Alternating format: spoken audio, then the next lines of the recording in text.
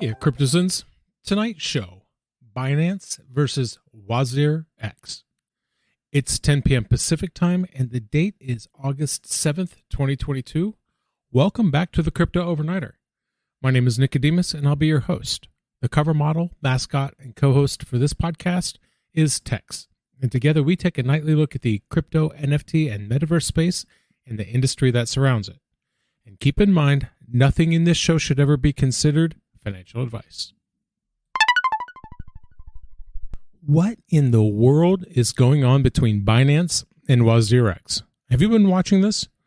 All weekend, it seems that the two crypto exchanges have been going at it hammer and tong. It's kind of sad, really. The little spat seems to revolve around the question of who owns WazirX. And this never seemed to really crop up as a serious issue until WazirX got themselves into a bit of trouble.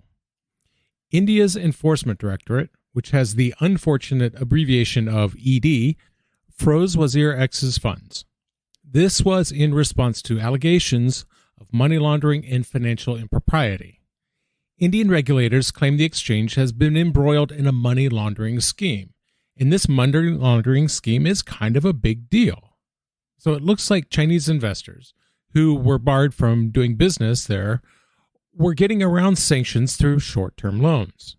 And so what happened is, this ED, they raided the properties in relation to Samir Mahatri. And Mahatri is the head of WazirX. And they're saying WazirX, quote, actively assisted around 16 accused fintech companies in laundering the proceeds of crime using the crypto route. And so the government froze just over $8 million of their money, possibly because it seems like Mahatri is not cooperating. Authorities say that he failed to disclose details of a transaction in March. The transaction involved the purchase of crypto with money from these instant loan apps. So these 16 companies are fintech companies that are backed by Chinese money, but they're not able to get permission to invest from India's central bank. So they went the crypto route, money laundering by using these instant loan apps. And so it came to pass that India's Ministry of Finance announced that they had 2 cases open against WazirX. These are allegations under the Foreign Exchange Management Act. The allegations are that they used Binance to disguise the transactions. The finance ministry said, quote, it has been found that all crypto transactions between these 2 exchanges were not even being recorded on the blockchains and were thus cloaked in mystery. Now, one of these cases goes back to 2021. That was the first notice issued in one of these for a transaction of over $382 million. The rally holds. At the time of writing, the global crypto market cap is $1.1 trillion. It's up 3.43% in 24. The top 5 cryptos by market cap are Bitcoin up 0.87%, Ethereum up 0.57%, Tether, USDC, and Binance Coin up 3.24%. So that's one intersection of Binance in this case. Now, when news broke of the story, CZ Zhao, CEO of Binance, he was quick to refute any suggestions that Binance owns WazirX. And this seems to go all back to a blog post on Binance's site from November in 2019. Dated November 20th, this seems to be like an average announcement. They're noting that people in India will be able to buy crypto using the Binance Fiat Gateway. And they say that, quote, global cryptocurrency exchange and blockchain ecosystem Binance today announced the acquisition of WazirX, India's most trusted Bitcoin exchange. Now, that blog post has received an update, and we need to address something here. There is another entity involved in this little ownership triangle, Zanmai Labs. So Binance is saying what they bought was some intellectual property and assets. No equity in Zanmai Labs. Dated August 5th of this year, the update reads, quote, we would like to clarify that the 2019 acquisition described in this blog was limited to an agreement to purchase certain assets and intellectual property of WazirX. Binance did not purchase any equity and does not own any equity in Zanmai Labs, the entity operating WazirX and established by the original founders. In addition, WazirX, including the foregoing assets, continues to be operated and managed by Zanmai Labs. So now there's a bit of a spat going on between CZ and Nishil Shetty, WazirX's founder.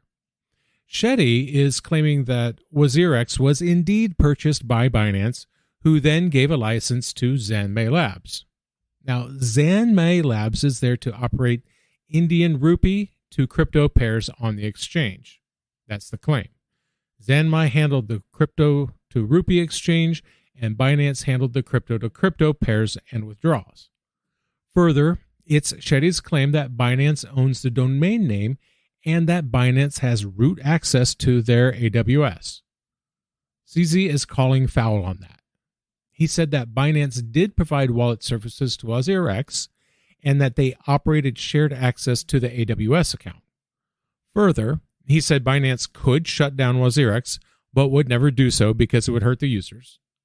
He posted on Twitter, quote, "Binance does not have control on operations, including user sign-up, KYC, trading, and initiating withdrawals, as stated earlier. WazirX's founding team controls that.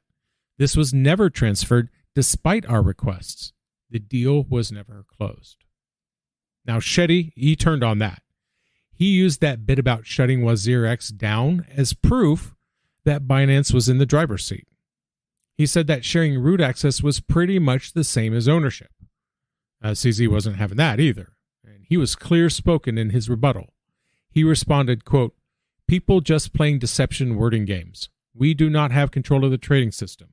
You just gave the AWS login. No source code, no deployment capability. You also retained access to the AWS account, source code, deployment, etc." And so CZ, for his part, seems to be saying that WazirX is being uncooperative with Binance. And he believes that WazirX is not cooperating with the ED on this case either. As an example of the lack of cooperation, Binance asked for the zip source code, as well as transferring deployment and operations from WazirX to Binance. Apparently that never happened. The global NFT market cap is down 8.43%. Sales volume is also down 4.13% in 24 hours. According to CoinMarketCap, the top 5 NFT collections by sales volume are CryptoPunks, followed by Crypto Dick Butts, Bored Ape Kennel Club, Bored Apes, and Moonbirds. Now keep in mind, some of these collections have very volatile prices, so do your own research. WazirX, for their part, they're saying that they're cooperating. They issued a statement that highlighted that claim, and they said that they've been responsive to regulator requests. And so when CZ talked about shutting down WazirX, that got some people scared. He asked WazirX users to transfer their balances over to Binance. The problem is, WazirX started imposing fees on exactly those kinds of transfers. Now, it was Shetty that assured the users that their funds were safe, and that was for both crypto and fiat. They were safe, quote, for now. Well, now it looks like stuff is happening. Binance to WazirX transfers were shut down over the weekend. In the midst of all this talking, CZ just decided to shut it down. Blockchain investor Akuma shared the news on Twitter with his 128,000 followers.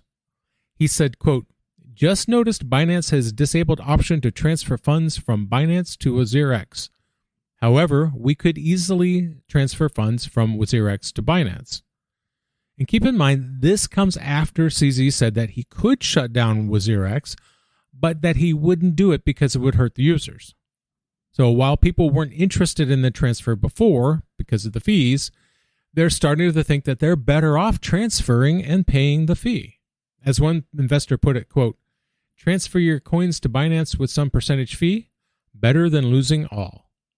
And it seems to be the current trend. A number of people are suggesting users just pull all of their funds off WazirX to be safe.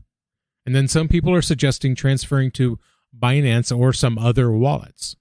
Now, long-term listeners to the show will tell you what I would say. Get your damn money off the exchanges. And yesterday, the war of words continued. Because now Shetty is asking questions of Binance. They're asking questions about how Binance is structured. They want to know the name of the parent entity. He added that the original deal was for the sale of WazirX technology. That's the IP. That's the same thing that was licensed to Zanmai by Binance for use in the Indian market. That's his claim. And that's where you get the claim that Binance is taking care of the crypto-to-crypto business and Zanmai is operating the rupee-to-crypto trades, rupee deposits, and withdrawals. He kind of thumbed his nose at CZ a little bit. He basically said, don't call us uncooperative. We're not uncooperative. If you want control over Zanmai, buy the shares. At this point, it's hard to tell what's what. I know many times in the past, CZ has used terms like Binance-owned Indian crypto exchange when talking about WazirX. In an article in the Financial Express that was retweeted by CZ, the first sentence opens with, Binance-owned crypto exchange WazirX crosses 200 million in daily trading. Which begs the question, if Binance never opened WazirX, why was it marketed like that? Why did Binance allow their name to be used by WazirX in that way if Binance didn't own them? And that's going to do it for us tonight. I want to thank you, my listeners, because when you stop listening, I'll stop talking. You stay safe out there. Watch out for yourselves, but watch out for each other too. We'll see you tomorrow night.